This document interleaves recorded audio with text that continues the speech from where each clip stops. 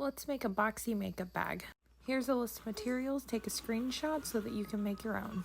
I want to give a quick shout out to New Bro Thread because I use this variegated thread to really make a difference in my bag. So you should get some with the shopping cart link below if you don't have any.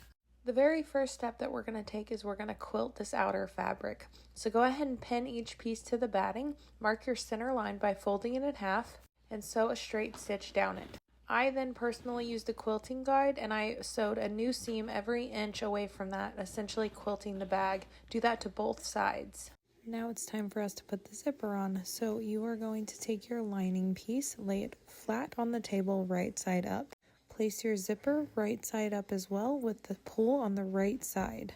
You're now going to sandwich that zipper between the layers. You're going to do this by taking your print material and place it face down on top of those layers. If it's directional, make sure you're following the direction. I highly recommend using a zipper foot to then attach the zipper. Just make sure those 3 layers stay together and use your zipper foot with your needle on the left side and sew the line. You're then going to put the lining fabric where it goes right alongside the front fabric. Then you're going to top stitch over that zipper. Now it's time to apply the other side of the zipper.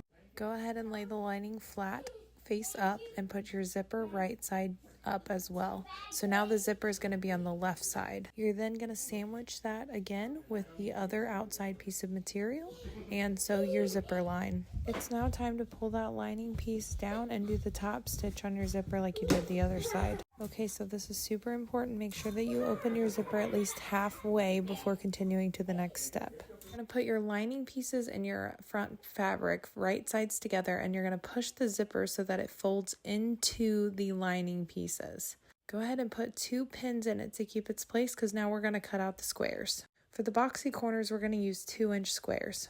On all 4 corners, cut out a 2-inch square. It's now time to sew all the way around the bag, leaving a gap at the bottom for turning. So as you can see, I'm using a pivot method so that I'm not stopping and starting my sewing. When I get to the corner, I just make sure that I feed it in and keep going. Look at the video above to see what I'm talking about. Take your time going over the zippers, and if it's a metal foot, don't hesitate to just hand crank over. If your batting is super fluffy, I take my scissors and kind of help guide the batting underneath it, but I still ended up having to snip a few. Okay, now we have to finish out those boxy corners. Just pull your material apart and now do a straight stitch to close those. You're going to do that on all 4 corners.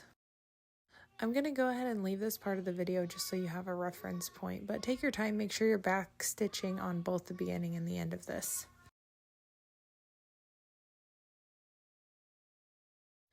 Now you can go ahead and trim off that extra zipper part sticking out. It's now time to flip it right side out, and that is why it's so important to leave that zipper halfway open. Take your lining hole and stitch it closed, and you now have super cute makeup bags.